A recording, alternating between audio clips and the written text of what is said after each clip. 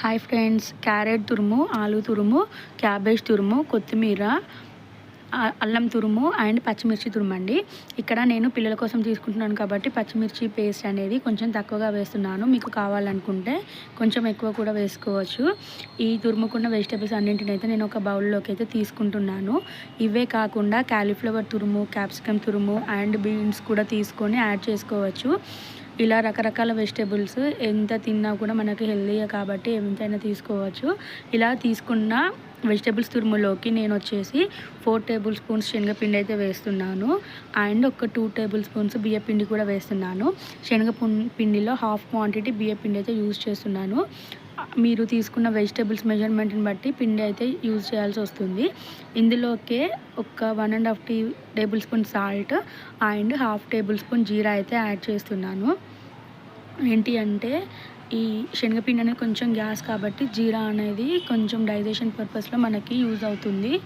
So కొంచెం ఎక్కువగానే వేసుకోండి. మన ఇండియన్ వంటల గ్రేట్నెస్ అదండి. మనం ఏది చేసుకున్న వంటలలో దానికి ఇప్పుడు చెప్పాను కదా, గ్యాస్కి ఇలా ఓమా అట్లాంటివి కంపల్సరీ వెనకాల మనకి యాడ్ చేసే ఉంటారు పెద్దలు. సో ఇలాంటివి మనము తెలుసుకుంటే మనకి కూడా చాలా హెల్ప్ అవుతుంది నెక్స్ట్ జనరేషన్లో మన పిల్లలకి చెప్పుకోవడానికి. సో వాటిలోకి కొంచెం కొంచెంగా వాటర్ వేస్తూ సేమ్ మన దోశ బ్యాటర్ లాగా అయితే ప్రిపేర్ చేసుకోవాలి.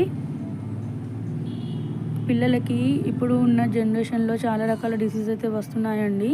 దాన్ని మనకి ట్యాబ్లెట్స్, సప్లిమెంట్స్తో కాకుండా ఇలా హెల్దీ ఫుడ్తో కనుక మనం రీప్లేస్ చేసినట్లయితే వాళ్ళకి కూడా బాగుంటుంది ఫ్యూచర్లో హెల్త్ అనేది.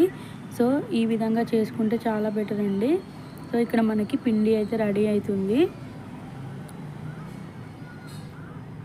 కొంచెం చూస్తున్నారు కదా మనకి ఇక్కడ పిండి.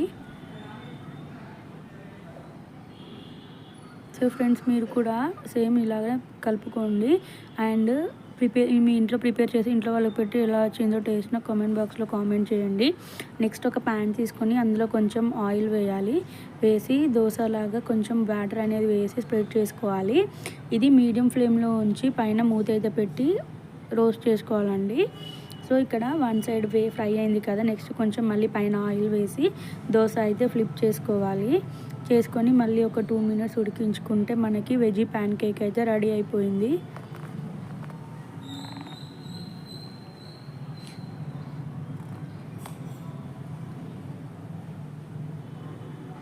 సో చూస్తున్నారు కదా, మన వెజ్ ప్యాన్ కేక్ రెడీ అయిపోయింది. సేమ్ ఇదే ప్రాసెస్లో నెక్స్ట్ కూడా మళ్ళీ వేసుకొని పెట్టుకోండి.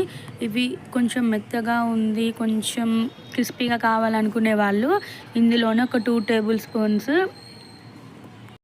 కార్న్ పౌడర్ కూడా యాడ్ చేసుకోవచ్చు. కార్న్ పౌడర్ వేసుకొని కలుపుకొని సేమ్ ఇదే ప్రాసెస్లో చేసుకుంటే కొంచెం క్రిస్పీగా కూడా వస్తాయి. కాకపోతే ఏంటంటే ఇది కొంచెం రోస్ట్ అవ్వడానికి కొంచెం ఎక్కువ టైం పడుతుంది, ఎందుకంటే అన్నీ రా వెజిటేబుల్స్ కాబట్టి కొంచెం టైం అయితే పడుతుంది ఫ్రై అవ్వడానికి. సో మీరు కూడా ట్రై చేయండి. ట్రై చేసి మీకు రెసిపీ ఎలా అనిపించిందో నాకు కామెంట్ బాక్స్లో అయితే కామెంట్ చేయండి.